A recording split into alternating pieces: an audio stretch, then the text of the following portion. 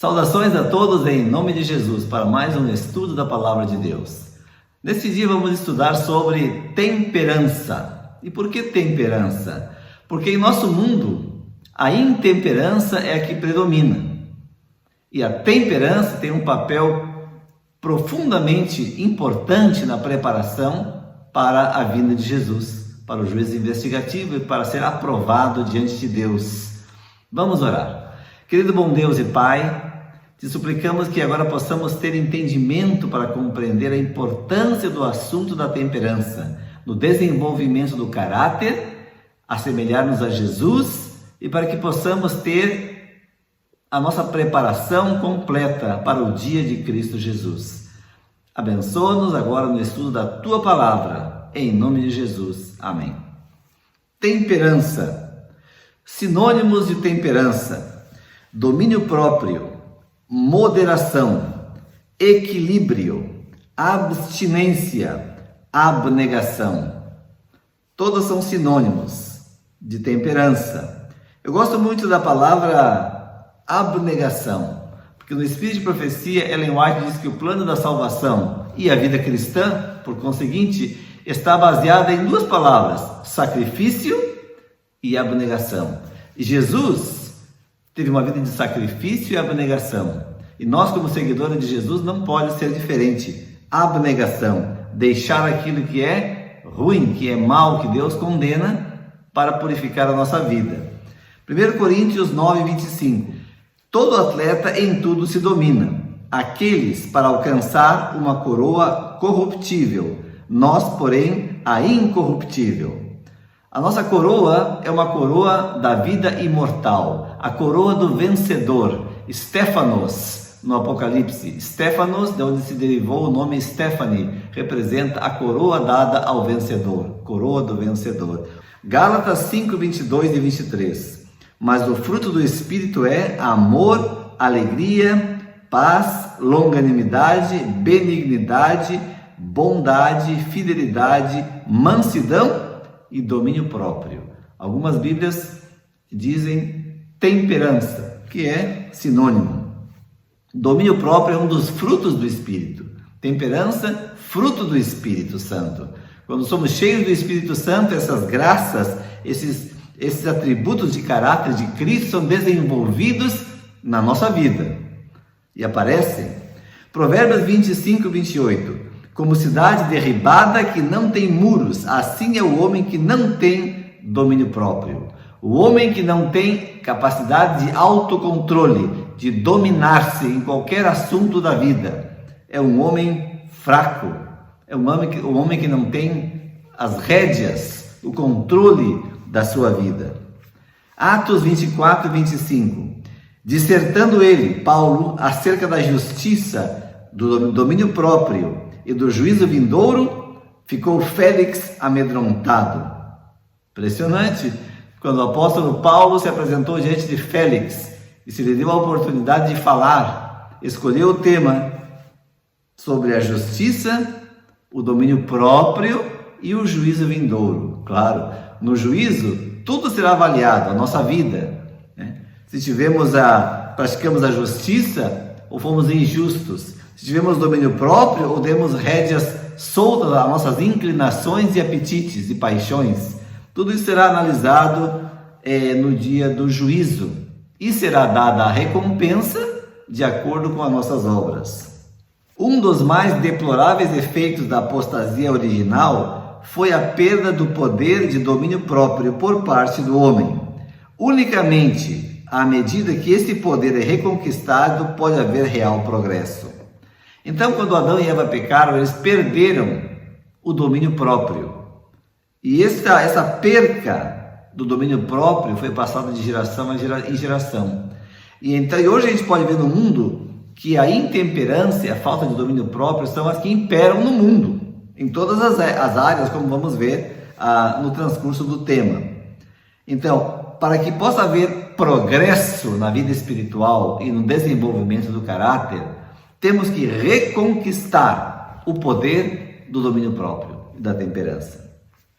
O mundo está entregue à condescendência com as próprias inclinações, Todos quantos querem aperfeiçoar a santidade no temor de Deus, têm que aprender as lições da temperança e do domínio próprio. Os apetites e paixões devem ser mantidos em sujeição às mais elevadas faculdades do espírito.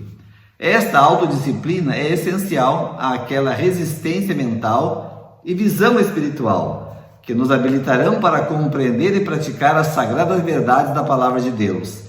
É por essa razão que a temperança tem seu lugar na obra de preparação para a segunda vinda de Cristo. O Desejado de Todas as Nações, página 60. Então, a temperança faz parte da preparação para a segunda vinda de Jesus. Lições de temperança e domínio próprio, para que possamos aperfeiçoar a santidade no temor do Senhor. Importantíssimo. A verdadeira temperança, definição de temperança, que veio inspirada por Deus. A verdadeira temperança nos ensina a dispensar inteiramente todas as coisas nocivas e usar judiciosamente aquilo que é saudável. Poucos há que se compenetram, como deviam, do quanto seus hábitos no regime alimentar têm que ver com sua saúde, seu caráter, sua utilidade neste mundo e seu destino eterno. O apetite deve sempre estar sob a sujeição das faculdades morais e intelectuais. O corpo deve ser o servo da mente e não a mente a serva do corpo. Patriarcas e Profetas 412.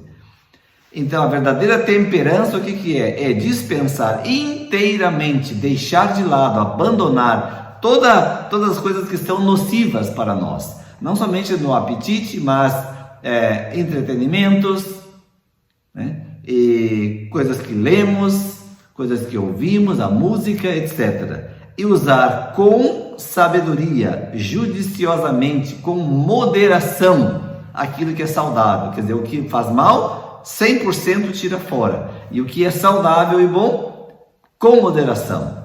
Isso se aplica especialmente à dieta alimentar, ao regime alimentar.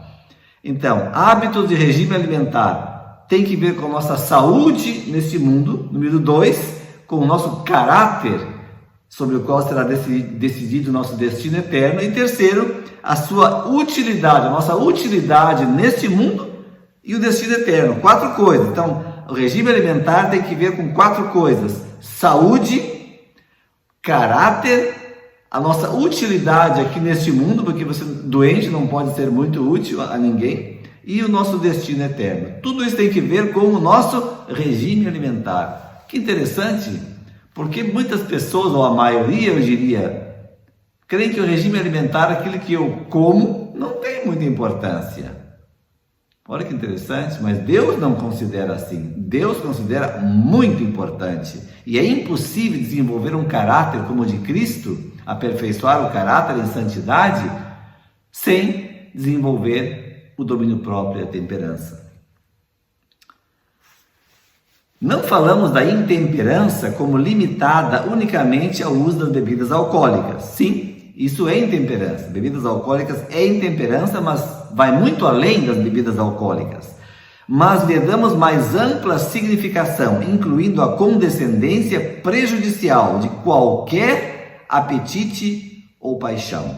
Quer dizer, intemperança é participar de qualquer alimento ou praticar qualquer ato de paixão. Paixão pode ser paixão sexual, a sexualidade, de maneira especial. Ela, quando menciona apetite e paixão, ela está falando dos dois maiores instintos da natureza humana: apetite, a comida, e a parte sexual.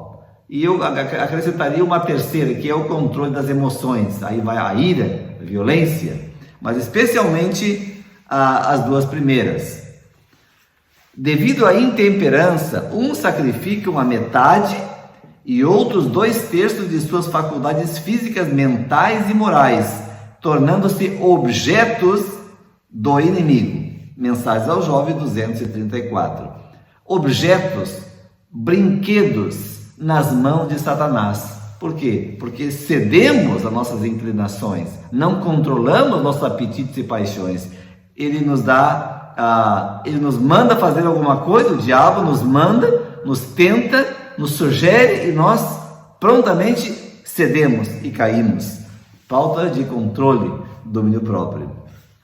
As primeiras orientações sobre o domínio próprio 1848. As primeiras coisas contra as quais Deus alertou o seu povo, orientação divina sobre os efeitos danosos do fumo, do chá e do café. Interessante que ela coloca mais ou menos em pé de igualdade o fumo, o chá e o café. Quando fala de chá, é chá preto. O chá preto que se compra no supermercado, que vem em saquinhos. Não está falando do chá de ervas, né? Erva cidreira, camomila e tantas ervas boas para fazer chás saudáveis, né? Fumo, chá e café. Deus advertiu desde o começo que seus efeitos danosos que devem ser abandonados. Em 1863, Ellen White teve uma revelação mais abrangente, a grande visão da reforma de saúde de praticamente 2 horas. 1868, na cidade de Otsego, Nova York, Ellen White recebeu a maior revelação sobre a reforma de saúde. Ela viu que a temperança estendia-se ao trabalho e à alimentação. A água limpa e pura foi revelada como um remédio, e uma dieta sem carne era mais saudável. Então, Deus desde o começo começou a mostrar para ela a temperança, a importância da temperança, benefícios da água, da luz solar, do exercício, do descanso, a dieta saudável, sem carne. Interessante. De importância fundamental foi a ideia que era dever sagrado cuidar da nossa saúde e despertar outros quanto ao seu dever. Isso é importante que nós entendamos. É um dever religioso e sagrado cuidar da nossa saúde e despertar outros para esse dever. Então, quando você compra alimento saudável, quando você faz um bom pão integral feito em casa, quando você se preocupa em fazer seu exercício, tomar sol, isso é religião prática. Religião não é só praticada no sábado, quando você vai na igreja, religião no dia a dia. O alimento que você tem na geladeira e serve para sua família, isso é religião. Religião prática. Então é um dever cuidar da saúde e despertar outros para fazer o mesmo. Orientações quanto ao uso da carne. Em 1866, Ellen White escreveu que para aqueles que consomem carne, a possibilidade de contrair doenças é 10 vezes maior. 10 vezes maior para aqueles que consomem carne. Então, é uma luta. Eu sei que é difícil. Muitas pessoas foram criadas comendo carne. Eu fui criado comendo carne. Mas graças a Deus, eu tomei a minha decisão faz muitos anos atrás. E graças a Deus, estamos até hoje seguindo um regime saudável, vegetariano, estrito, e nos sentimos muito bem. Muita energia, muita saúde. Glória a Deus por isso. Na revelação que me foi concedida tanto tempo atrás, 1863, ela faz referência, foi-me mostrado que a intemperança prevaleceria no mundo numa proporção alarmante e que cada um que pertence ao povo de Deus deve tomar uma elevada posição quanto à reforma dos hábitos e práticas. O Senhor expôs perante mim um plano geral. Foi-me mostrado que Deus daria ao seu povo que guarda os seus mandamentos uma reforma alimentar e que quando eles a recebessem, as suas enfermidades e sofrimentos deveriam diminuir grandemente. Mostrou-se-me que esta obra progrediria. Então Deus separou um povo do tempo do fim, um povo especial, um povo que guarda os seus mandamentos. Tirou eles do mundo e deu uma revelação, uma dieta especial para esse povo. Que interessante, né? Isso nos faz referência ao antigo Israel. Deus chamou o antigo Israel como seu povo. E qual foi uma das primeiras coisas que Deus fez quando libertou o povo do Egito? Lhes deu uma dieta especial. Uma dieta especial, o maná, que era para prepará-los para a Canaã terrestre, a terra prometida. E Deus também separou um povo nos nossos dias, um povo adventista, o movimento adventista, e deu também uma dieta especial para prepararmos para a Canaã celestial. Interessante a comparação, mas realmente vale a pena comparar. Então, interessante que, da mesma maneira que o povo de Israel no passado rejeitou a dieta que Deus lhe deu, hoje, em grande maioria, o povo adventista rejeita a reforma de saúde. Não quer, simplesmente não quer. Quer seguir comendo aquilo que gosta. Ninguém que professe piedade considere com indiferença a saúde do corpo, iludindo-se com o pensamento de que a intemperança não é pecado e não afeta a espiritualidade. Existe íntima correspondência entre a natureza física e a natureza moral. Iludindo-se com o pensamento de que a intemperança não é pecado. Em outras palavras, intemperança é pecado e afeta a espiritualidade. Tudo que afeta ao corpo, afeta a mente e a espiritualidade. Se queremos ter uma vida espiritual, saudável, despertos espiritualmente para essa hora, preparação para a vinda de Jesus, dieta do regime alimentar que Deus nos deu a um povo especial. Se deixamos de lado as orientações de Deus, vamos ter as doenças do Egito sobre nós e vamos ter fraqueza espiritual. O pecado de comer com intemperança, comer com muita frequência, em demasia e alimentos extravagantes e nada saudáveis, destrói a ação sadia dos órgãos digestivos, afeta o cérebro, perverte o juízo, impedindo o pensamento e a ação racionais, calmos e sadios. Orientação da criança 260. Então aqui ela define com mais exatidão o que é intemperança. 3 coisas: comer com muita frequência. Segunda, comer demais, em demasia. E terceiro, alimentos não saudáveis. 3 coisas. Vamos falar um pouquinho de cada uma. Comer com muita frequência. O Espírito de Profecia, inspirado por Deus, diz que nós devemos comer máximo 3 vezes por dia. 3. Café da manhã ou de jejum, o almoço e uma janta cedo e leve. A maior refeição do dia devia ser o de jejum, seguido pelo almoço e então no jantar uma coisa leve de digestão rápida. Agora, isto é o que deveria ser, mas o normal, o que se vê no mundo e na maioria dos adventistas é que comem a todo momento, tomam o de jejum e dentro de pouco tempo eles estão comendo outras coisas fora de hora, aí almoçam e seguem comendo até que vão dormir. Às vezes antes de dormir estão comendo mais ainda. Quer dizer, muita frequência. Deve haver um espaço de 5 horas entre uma refeição e outra. De jejum, refeição da manhã, 5 horas sem comer nada, só bebendo água até a hora do almoço. Depois do almoço, outras 5 horas de intervalo, pelo menos, até a hora da refeição da noite, que deve ser cedo, várias horas antes de dormir, e alimentos de digestão rápida. Mas ela diz, 2 refeições por dia são melhores que 3. Quer dizer, refeição da manhã, o de jejum e o almoço, sem janta. Se você quer ter uma saúde realmente grande, quanto mais perto nos aproximamos dos conselhos de Deus, quanto mais praticamos os conselhos que Deus nos deu, maior será a bênção recebida. Algumas pessoas têm o hábito de comer a qualquer momento entre suas refeições regulares. Se esta prática for continuada, torna-se uma segunda natureza, quer dizer, faz parte da pessoa, é difícil deixar. O estômago pode ser tão educado quanto a desejar comida 8 vezes por dia e sentir-se fraco se não for fornecido. Mas isso não é um argumento a favor de uma alimentação tão frequente.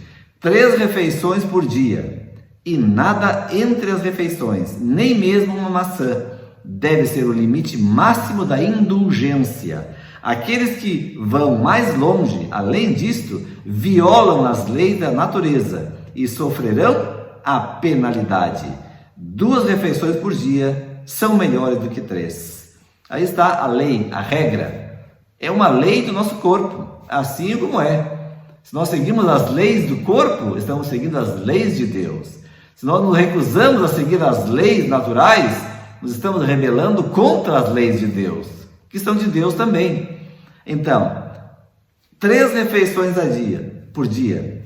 Isso se aplica também às crianças, claro, não aos bebês recém-nascidos, mas à criancinha, diria 1 ano e pouco, 2 anos, o mesmo padrão, 3 refeições por dia e nada entre as refeições, nem uma bolacha, nem uma merenda, nada. Verduras, frutas e cereais devem constituir o nosso regime. Nem 1 grama de carne deve entrar em nosso estômago. O comer carne não é natural. Devemos voltar ao desígnio original de Deus ao criar o homem. Deus quer levar o seu povo de volta ao regime original do Éden, que o ser humano possa subsistir com os produtos naturais da terra, sem fazer uso de animais na sua alimentação. Produtos naturais da terra, tudo que cresce da terra deve ser para o nosso sustento e a nossa alimentação. O maná, vamos ver um pouquinho do maná. O que havia dentro da Arca da Aliança? Hebreus 9:4, uma urna de ouro contendo o maná, o bordão de Arão que floresceu e as tábuas da aliança, dos 10 mandamentos. Então, dentro, em pé de igualdade com os 10 mandamentos, está uma urna que continha o maná. Interessante, dentro da arca, imortalizado dentro da arca. O maná representa para nós, hoje, o regime alimentar, as instruções que Deus nos deu com respeito à alimentação saudável. Olha que interessante. A luz dada por Deus e que Ele continuará a dar. Quanto à questão alimentar, deve ser para o seu povo hoje o que o maná foi para o povo de Israel. O maná caía do céu e foi dito ao povo que colhesse e preparasse para ser comido. Assim, nos diferentes países do mundo, será comunicada a luz ao povo do Senhor e serão preparados alimentos saudáveis adequados a esses países. Conselho sobre o regime alimentar 269. Quer dizer, a luz, o conhecimento que Deus nos deu com respeito à questão alimentar, o que comer, o que deixar de comer, para nós é o maná. Foi isso que eu falei, né? Que o povo do passado rejeitou o maná e o povo de Deus moderno, de maneira geral, rejeita a reforma de saúde. A história se cumpre. A história se cumpre. Estamos voltando a repetir os erros do povo de Israel do passado, quando deveríamos olhar para esses erros e tratar de não cometer os mesmos erros, aprender com os erros deles. Entre os que estão aguardando a vinda do Senhor, o comer carne será afinal abandonado. A carne deixará de fazer parte de sua alimentação. Isso é uma profecia interessante. Eu não consigo entender muito esse texto. Ou nós estamos muito longe da volta de Jesus, ou eu não consigo entender, porque infelizmente mais de 95% dos membros da igreja ainda comem carne. Então, quando vai chegar o tempo em que a carne não vai mais fazer parte da alimentação do povo de Deus? Não sei. O Senhor dirigirá o seu povo e aqueles que querem ser guiados. Cereais, verduras e frutas, preparados sem gordura e no estado mais natural possível, devem ser o alimento para as mesas de todos os que professam estar se preparando para a trasladação ao céu. Você quer ser trasladado ao céu sem ver a morte? Passar desta vida para a vida futura sem passar pela morte? Quer receber o selo do Deus vivo? Quer estar entre os 144.000 selados em suas frontes? Aqui está a receita do que você deve comer para aspirar, se você aspira ser uma dessas pessoas, uma pessoa desse grupo especial. cereais, verduras, legumes, né? E frutas preparadas sem gordura no estado mais natural possível. Essa é a alimentação do povo de Deus, uma alimentação de Elias, do Elias moderno. Mas alguém vai dizer, bom, mas o Elias do Antigo Testamento, mas quando Deus mandou os corvos trazerem para Elias, o que trouxeram para Elias? Pão e carne. Olha que interessante, hein? Uma péssima tradução. Primeiro, os corvos não poderiam trazer pão e carne para Elias, porque um corvo não pode fazer pão. Só se ia roubar o pão de alguém. Você acha que numa época de crise, de fome terrível como estava naquele tempo, 3 anos e meio sem chuva, não havia comida, Deus ia mandar o corvo roubar um pão de alguém para levar para Elias? Eu não acredito. Carne, o corvo levou carne para Elias. Não pode ser, um corvo não pode esfolar um animal, tirar a carne, assar e levar para Elias comer. Tampouco pode fazer isso. Então, como seria a melhor tradução? Acontece que a Bíblia não foi escrita em português. Não, foi escrita no Antigo Testamento em hebraico. Então, se você vai na internet, você vai encontrar livros que explicam as palavras. Se você vai aí naquele versículo de Gênesis que diz que os corvos trouxeram pão e carne, bota lá no dicionário hebraico e vai dar em português a resposta. Que pão podia ser muitas coisas. O mais provável é que seria grãos silvestres, que o corvo arrancou galinhos com grãos silvestres, talvez cevada, algum outro grão comestível, e levou para Elias.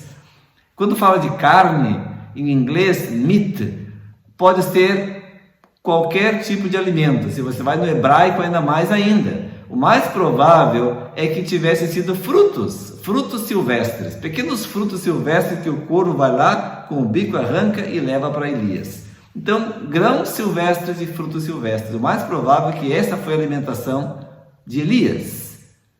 Já o segundo Elias, João Batista, a Bíblia diz que ele comia gafanhotos e mel silvestre. Ellen White diz que João Batista era vegetariano. Gafanhoto era uma planta que nascia no deserto, uma espécie de um feijão comprido assim, e então ele se alimentava disso e mel silvestre. Quer dizer, o Elias do Antigo Testamento era vegetariano, o Elias do Novo Testamento era vegetariano, e o Elias final, o povo de Deus consagrado, no final, também não usará carne como alimento. Impressionante, né, a comparação. Vamos ver agora 3 exemplos bíblicos sobre temperança. O primeiro, Daniel. Não podia deixar de ser, né? Daniel é o exemplo clássico quando se fala de temperança. Daniel capítulo 1. Resolveu Daniel firmemente não contaminar-se com as finas iguarias do rei, nem com o vinho que ele bebia. Daniel capítulo 1, versículo 8. Agora, o livro de Daniel é um livro importantíssimo para ser estudado junto com o Apocalipse. As profecias de Daniel são fantásticas, especialmente as do capítulo 11 e 12, que estão em fase de cumprimento. E Ellen White diz que logo, muito em breve, essas profecias do capítulo 11 e 12 vão se cumprir. Agora, é impossível compreender essas profecias do capítulo 11 e 12 sem passar pelo capítulo 1. O capítulo 1 é o capítulo da temperança, do domínio próprio com respeito à alimentação. Se não tivermos domínio próprio com respeito à nossa alimentação, os apetites e paixões, não teremos a mente clara para compreender as profecias do capítulo 11 e 12 de Daniel. É a primeira lição, é a primeira. Jesus começou a sua primeira tentação com respeito ao apetite, porque Adão foi vencido no apetite. Adão e Eva foram vencidos com o apetite. Então Jesus, quando começou o seu ministério, começou vencendo o apetite em favor da raça humana. Daniel, o exemplo impressionante de firmeza de princípio e propósito com respeito à alimentação saudável.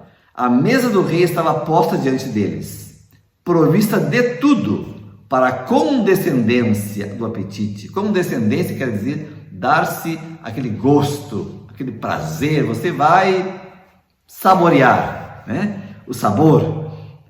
Mas eles receberam graça para permanecer com a dieta simples, que lhes havia sido ensinada, e eles não cederiam ao vinho ou aos luxos da mesa do rei.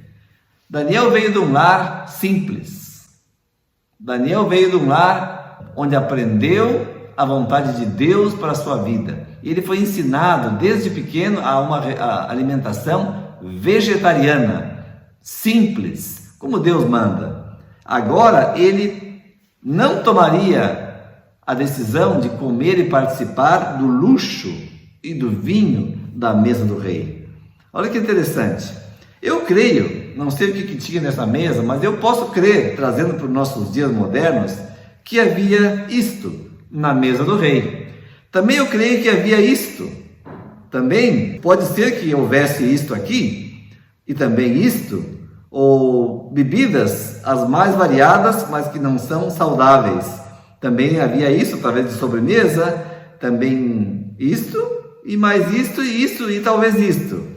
Tudo para satisfazer o apetite. As coisas mais gostosas, que nos trazem mais prazer, para condescender com o apetite. E muitas outras coisas que não podemos imaginar, mas trazendo para os nossos dias, o que se podia esperar, né? Mais ou menos isso aí. Aquela churrascada com todas as bebidas que se costumam beber junto e as comidas mais exóticas e mais saborosas ao paladar, que não está apurado e refinado. Olha que interessante.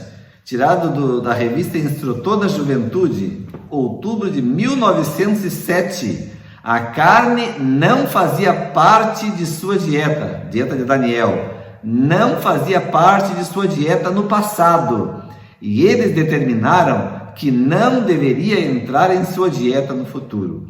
Esse é um texto que mostra que Daniel, sim, tinha uma dieta vegetariana, mesmo na sua casa, mesmo na sua terra, antes de ser levado para a Babilônia. E agora eles decidiram firmemente não contaminar-se, não mudar a sua dieta, permanecer com a sua dieta, passasse o que tivesse que passar. No fim dos 10 dias, a sua aparência era melhor. Estavam eles mais robustos do que todos os jovens que comiam das finas iguarias do rei. Com isso, o cozinheiro-chefe tirou deles as finas iguarias e o vinho que deviam beber. Ele lhes dava legumes. Daniel capítulo 1, 15 e 16. A palavra legumes que está aí é a seguinte. Em inglês, da versão King James em inglês, que é uma das traduções da Bíblia mais aceitáveis, mais de acordo com o original, usa a palavra pulse em inglês. Nem eu não conhecia essa palavra. A palavra parece que meio arcaica, que não se usa no inglês cotidiano. Eu fui no dicionário e procurei o que é pulse em inglês. No dicionário diz o seguinte: sementes comestíveis de vários tipos, como ervilhas, feijões ou lentilhas, da família das leguminosas. Isso que é pulse. São alimentos vegetais, né? Feijão, ervilha, lentilha, talvez arroz integral, tudo que vem da terra, produtos da terra. Então, isso que Daniel comia. E depois ela vai um pouco mais ainda. Na mesma revista ela diz assim: os simples legumes. Para quem não sabe o que é legume, os legumes, tecnicamente, estritamente falando, são os feijões. Fava, feijão, lentilhas, tudo isso aí, né? Mas também se pode ampliar para todos os outros vegetais e também dizer, talvez, tudo que vem do reino vegetal, né? Frutas, etc. Os simples legumes e a água que a princípio pediram, foi dali em adiante a comida de Daniel e seus companheiros. Isso que eles solicitaram, e depois de 10 dias, como a aparência deles era melhor, o cozinheiro-chefe seguiu dando para eles aquela dieta, né? Legumes e água para beber. É isso aí. Aí está uma amostra daquilo que comia Daniel. Os grãos que a terra produzia, os legumes, as verduras, as coisas naturais.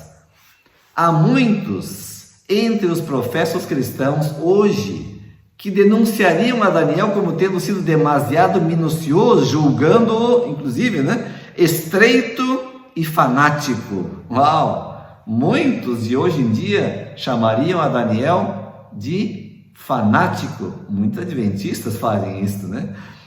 Consideram de mínima consequência a questão de comer ou beber, para que se exija uma posição assim tão decidida, posição que envolve o provável sacrifício de toda vantagem terrena. Mas os que assim arrazoam verificarão no dia do juízo que viraram as costas às expressas exigências de Deus, tendo colocado sua própria opinião como norma do que é direito ou errado.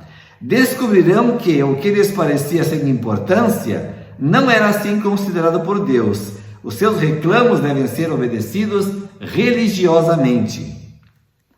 Os que aceitam qualquer dos seus preceitos e a eles obedecem por ser-lhes assim conveniente, ao passo que rejeitam outros porque sua observância demandaria sacrifício, rebaixam a norma do direito e por seu exemplo levam outros a levianamente considerar a santa lei de Deus. Assim diz o Senhor, deve ser nossa regra em todas as coisas. Conselho sobre o regime alimentar, página 30. Impressionante citação. Impressionante. Quer dizer, apesar de que muitos consideram hoje em dia que Daniel foi estreito e fanático, arriscando a perder todos os seus privilégios na vida em Babilônia, mas na verdade ele estava fazendo aquilo que Deus exigia, seguindo as instruções de Deus ao pé da letra. Então, no dia do juízo, muitos vão se dar conta de que aquilo que eles consideraram de pouca importância, Deus considerava muito importante. Por isso Deus deu instruções tão detalhadas no respeito ao regime alimentar. Muitos colocam a sua opinião, o seu gosto como norma. Eu como isso porque eu gosto. Mas é desde quando que o gosto é uma norma na escolha dos alimentos? Não é.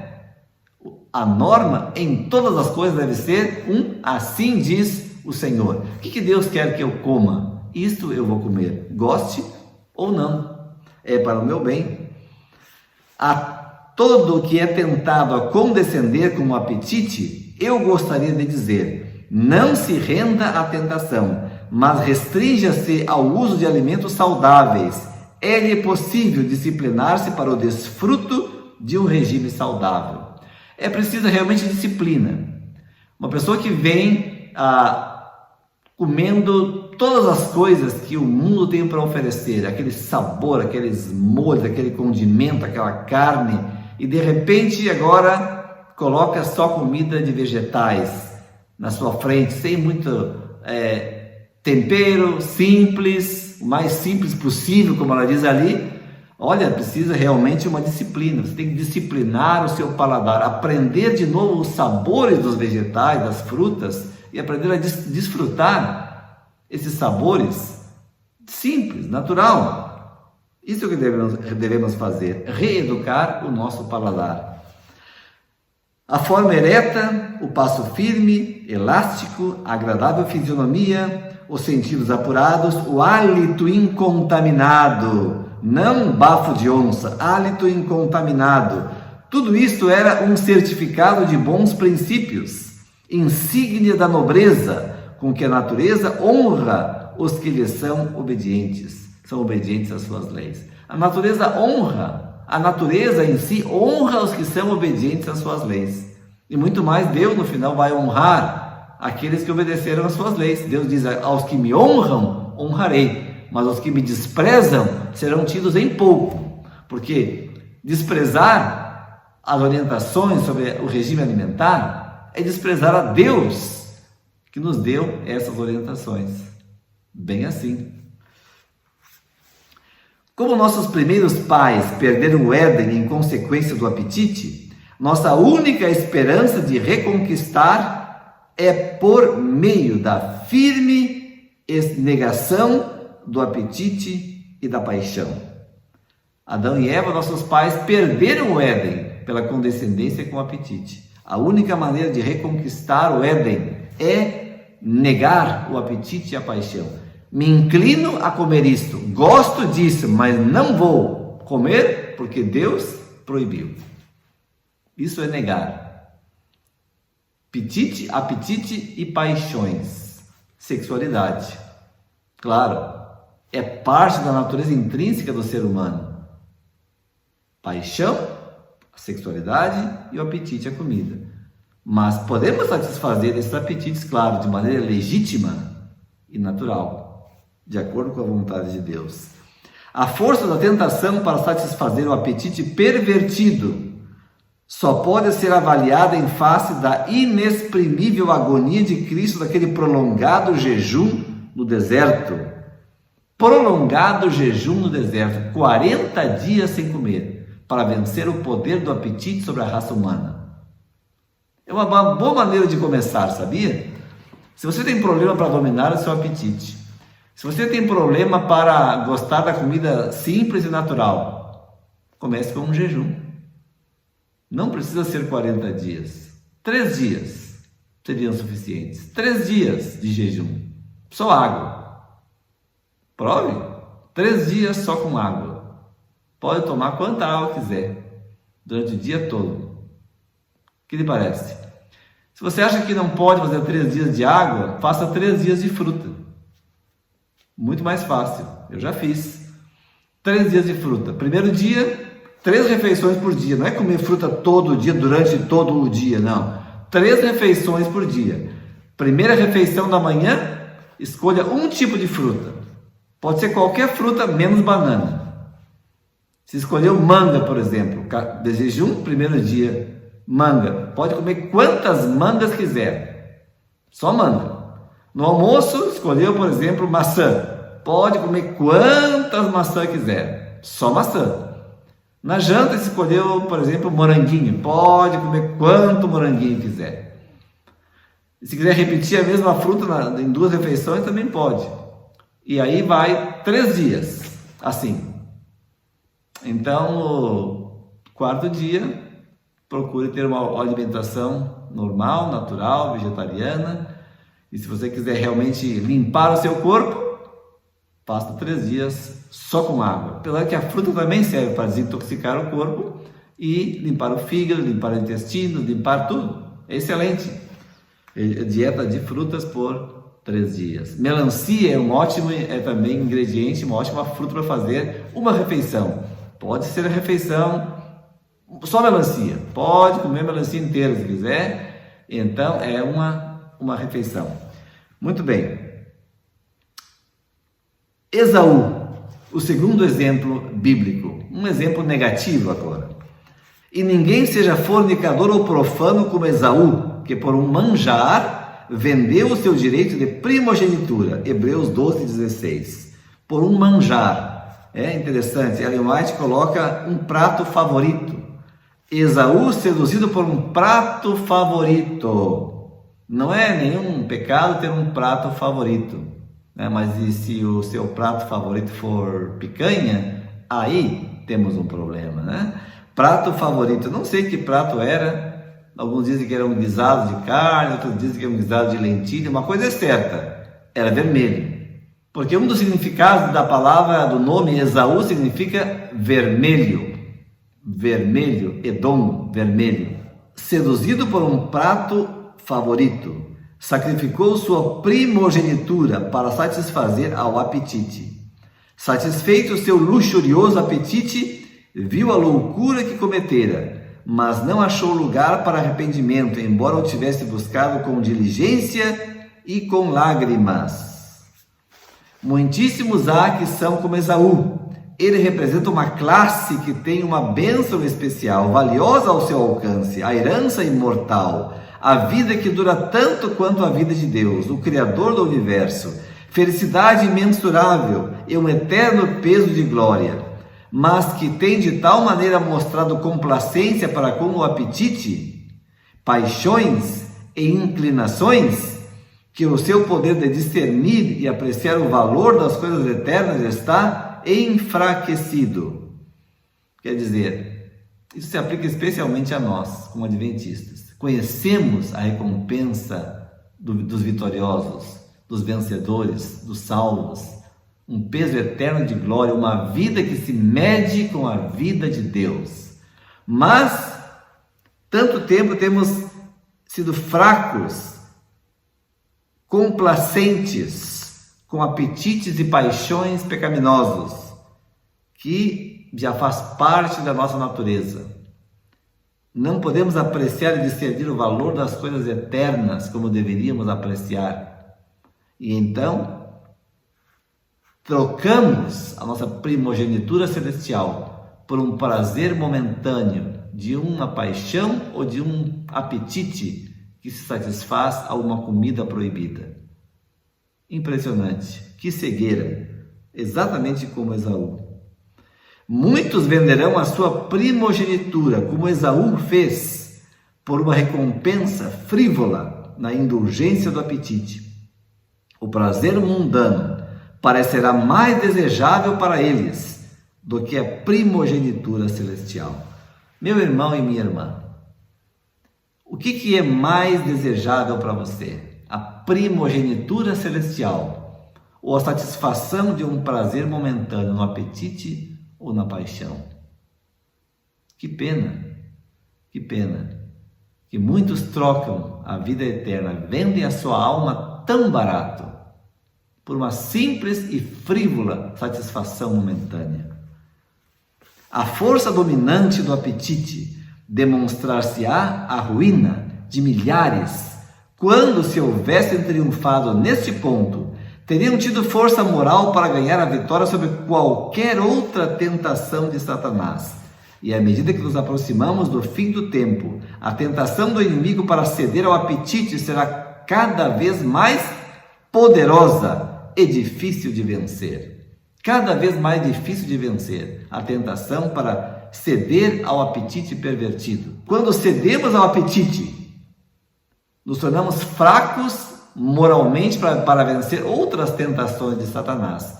Se vencemos o apetite, teremos força moral para vencer outras tentações, de outras índoles de tentações que vêm sobre nós. Então o apetite é a primeira grande vitória que temos que ter como cristãos.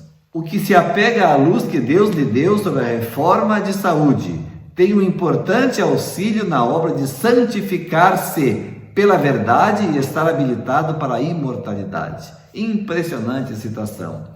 É uma ferramenta, um importante auxílio na obra de santificação e de estar preparado para a vida imortal. O quê? A reforma de saúde. O praticar, o viver, o se alimentar da maneira que Deus nos ensinou. É uma importante ferramenta e um auxílio na obra de preparação e de santificação para a salvação, para a vida imortal. Se desprezamos as instruções e não praticamos, não vivemos a luz que nós temos, estamos nos prejudicando a nós mesmos. É como você querer participar de uma maratona sem treinar, sem praticar, sem ter uma alimentação balanceada e correta. Com certeza não vai chegar ao fim, nem na linha de chegada. É bem assim. Então, agora, o terceiro exemplo é o exemplo máximo, Jesus. Olha que interessante essa citação. Quando Cristo aceitava convites para festas e reuniões, ele não participava de todo o alimento oferecido a ele, mas discretamente comia aquilo que era apropriado para as suas necessidades físicas, evitando as muitas coisas que ele não necessitava. Então, quando Jesus ia a festas de casamentos e qualquer outra festa, banquete, e sempre aceitava os convites e levava os seus discípulos também, ele, nesses lugares de festas, de recepções, de banquetes, eu imagino que não somente o alimento estava na mesa, mas vinham a servir, como um garçom vem trazendo a bandeja dos alimentos, eu imagino.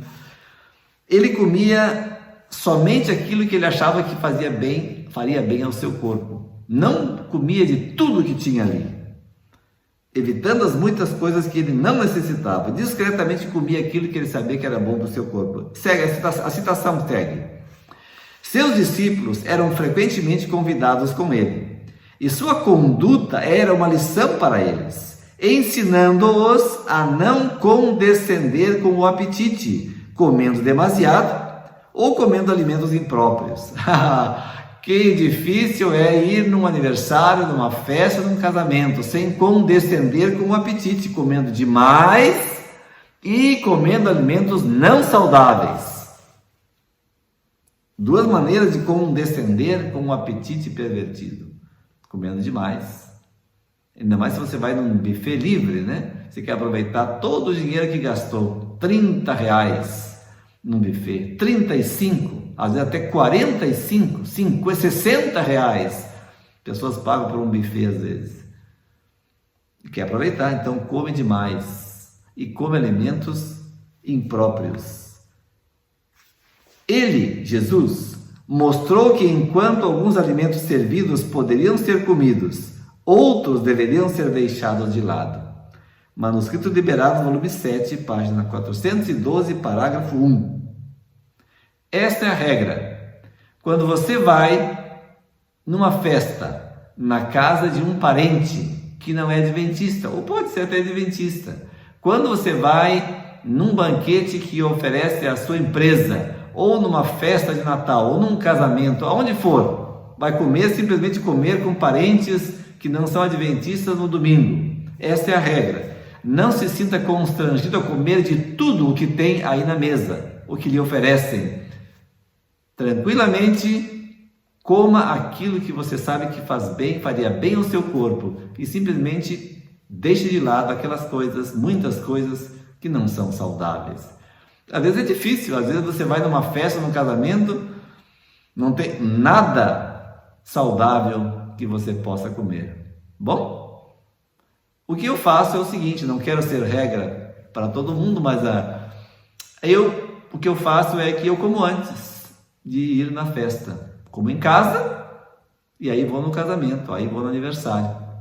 Se não tem nada para comer lá, já estou satisfeito mesmo, eu que nem queria mesmo. Agora, se você vai almoçar com os parentes, leve um prato saudável, coloque na mesa. Se não tem nada mais saudável que você possa comer, você come do seu. Inteligente, né? Assim tem que ser. Temos que estar sempre preparados, porque é terrível, eu já passei por essa experiência muitas vezes. Chegar na casa de alguém, sentar na mesa, olhar para as coisas que tem na mesa, e pensar, meu pai, o que eu faço agora? Não tem nada saudável que eu possa comer aqui nesse lugar. Mas você fica chato, você sentar na mesa e não vai comer nada, vai dizer o que para a pessoa? Não, perdi o apetite, de repente. Então, prepare-se antes, né? Prepare-se antes, leve o seu prato saudável, e então, se não tiver nada mais, coma somente do seu e deixe de lado aquilo que faz mal. Então, dessa é a maneira que podemos ser sociáveis, sem transigir com as regras, com o regime alimentar que Deus nos deu. A mais alta prova de nobreza num cristão é o domínio próprio. Nobreza, a mais alta prova de nobreza é o domínio próprio. Agora, vamos passar do regime alimentar para outro aspecto do domínio próprio. Olha que interessante. Aquele que é capaz de ficar imóvel em meio de uma tempestade de injúrias, de insultos, de ofensas, é um dos heróis de Deus. Dominar o espírito é manter debaixo de disciplina o próprio eu, é resistir ao mal, é regular cada palavra e ação pela grande norma de justiça de Deus. O que aprendeu a dominar o espírito, erguer-se acima das zombarias, das repulsas e incômodos a que estamos diariamente expostos, e estas coisas deixarão de lançar sombra sobre o seu espírito. Aquele que é capaz de ficar sóbrio, manter-se tranquilo e calmo, em meio a uma tempestade de insultos e ofensas pessoais. Já passou com vocês? Quando a pessoa começa a dizer todos os nomes que existem no mundo para ofender você, você é capaz de manter-se calmo e dizer, meu irmão, eu o estimo muito, eu amo você com amor cristão e estou orando por você? Ou você revida o mesmo insulto para ele naquele momento? Se você quer ser um herói de Deus, aprenda assim, a ser manso e humilde como Jesus. Esse é domínio próprio também. Mansidão e domínio próprio e temperança. Agora, outro tipo de temperança, domínio próprio, é esse aí. Imagina que dá para ver quem que é esse indivíduo, né? José e a esposa de Potifar. É outro tipo de domínio próprio e temperança, capaz de dominar os seus instintos e paixões. Que lição para todos os jovens temos na história de José. A integridade moral foi aqui preservada sob as mais fortes tentações. Quão feroz e sedutor foi o assalto contra a sua virtude. Vindo daquela procedência e daquela forma, era o que mais se prestaria a corromper uma jovem mente. José foi salvo por seus princípios religiosos, que o levaram a resistir firme e prontamente ao estratagema de Satanás. É impressionante, a Bíblia diz que todos os dias a mulher de Potifar falava para José: vem, dorme comigo. É uma tentação, mulher supostamente, com certeza bonita, vem, dorme comigo. E todos os dias incomodava ele, tratando de seduzi-lo, e ele dava um jeito de escapar. Mas um dia ela chamou ele para dentro do quarto, como que para pedir um favor ou lhe dar uma ordem, e ela já tinha mandado todos os servos saírem. Imagina que ela, quando ele entrou, fechou a chave e talvez jogou a chave pela janela e tirou a roupa. Muitas desculpas podia dar José, né? Não tive outra escolha? Eu sou homem? Sempre há uma porta ou uma via de escape para aquele que quer ser fiel a Deus. Então, não existe desculpa para o pecado. Não existe. O pecado é coisa nossa, é coisa tua e coisa minha.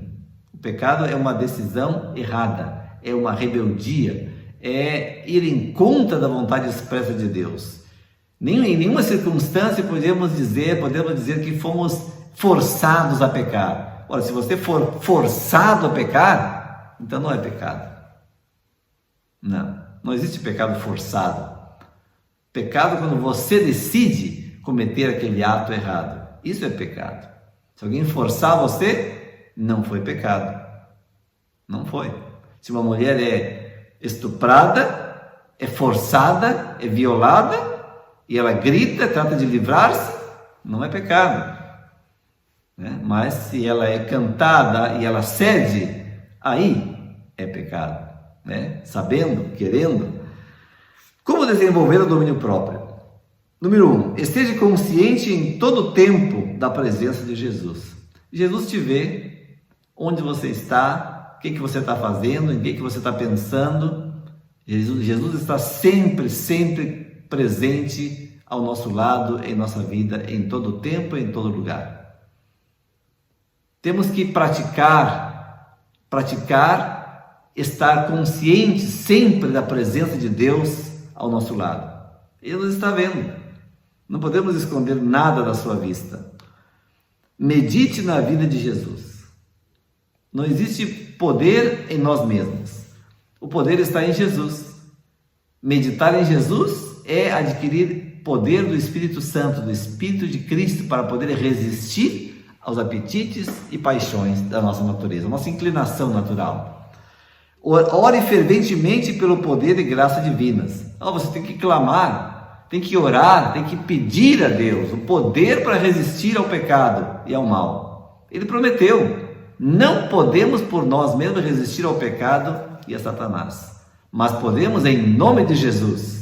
E então, se pedimos, Deus nos dará um poder sobrenatural, que nos dará capacidade de resistir até mesmo as nossas piores inclinações ao mal. Fuja da tentação. Número 4, fugir da tentação. Fuja da internet, fuja das novelas, fuja dos filmes, fuja das músicas mundanas, das amizades mundanas. Busque a Deus, ore mais, leia mais a Bíblia.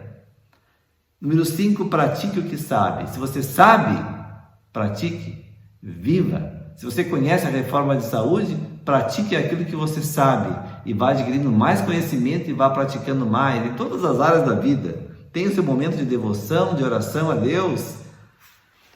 Tendo, pois, ó amados, tais promessas, purifiquemo-nos de toda impureza, tanto da carne como do espírito, aperfeiçoando a nossa santidade no temor de Deus. 2 Coríntios 7:1. Purificar-nos de toda a impureza da carne e do espírito. Impureza da carne tem que ver com o corpo. Impureza da carne se refere ao apetite, aquilo que comemos e o que fazemos com o nosso corpo. Aí é a parte sexual. As duas coisas importantes para purificar o corpo das impurezas da carne é o apetite de comida e a sexualidade. E aperfeiçoando a santidade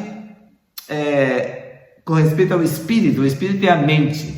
Cuidado com aquilo que colocamos na nossa mente, porque de nada serve você comer uma comida 100% vegetariana, saudável, mas botar lixo na sua mente. O que você assiste na televisão, o que você vê na internet, isso é purificar a mente, purificando de toda a impureza da carne, do corpo e do espírito, da mente, a perfeição da santidade no temor do Senhor. Santidade. As pessoas que vão participar do reino eterno de Jesus, num novo mundo, na nova terra, devem ser santos e não pecadores aqui nesta vida. Em nossa própria força, é-nos impossível escapar aos clamores de nossa natureza caída, mas uma vida nobre e pura, uma vida vitoriosa sobre o apetite e a concupiscência. Concupiscência aqui se refere à imoralidade sexual, satisfeita da maneira errada. É impossível. Agora, é possível a todo aquele que quiser unir a sua vontade humana, fraca e vacilante, à onipotente e inabalável vontade de Deus. Amém? Glória a Deus pelo poder do Espírito Santo, que nos traz esse poder sobrenatural à nossa vida e nos torna agora capazes de vencer, não com a nossa vontade humana, fraca e vacilante, mas aferrar-se à onipotente vontade de Deus. Onipotente, tudo pode, tudo posso em Cristo que me fortalece. Eu tudo posso em Cristo que me fortalece. Esse é o segredo da vitória. Se nós estamos em Cristo, se o Espírito de Deus habita em nós, teremos poder para vencer. O que é mais difícil vencer, que é o apetite e as paixões. Que Deus te ajude, que Deus te abençoe e que tu possa ser um vitorioso em Cristo Jesus. E que finalmente Jesus possa colocar sobre a sua fronte Stéphanos, que é a coroa da vitória. Em nome de Jesus. Amém.